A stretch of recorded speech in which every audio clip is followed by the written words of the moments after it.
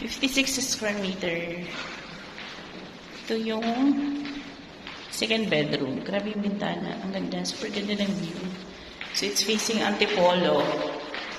Siya lahat dito. Yung ganitong size. It's corner unit. Facing Antipolo. Ang liit. Okay. Tapos ito yung master bedroom. Mas malaki siya kaysa sa 58 in fairness, ha. Ito yung mga kwarto.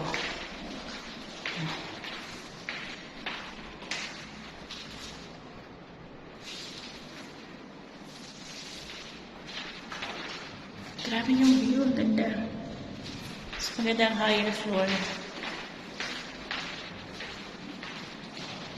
Siya ang ganda nito.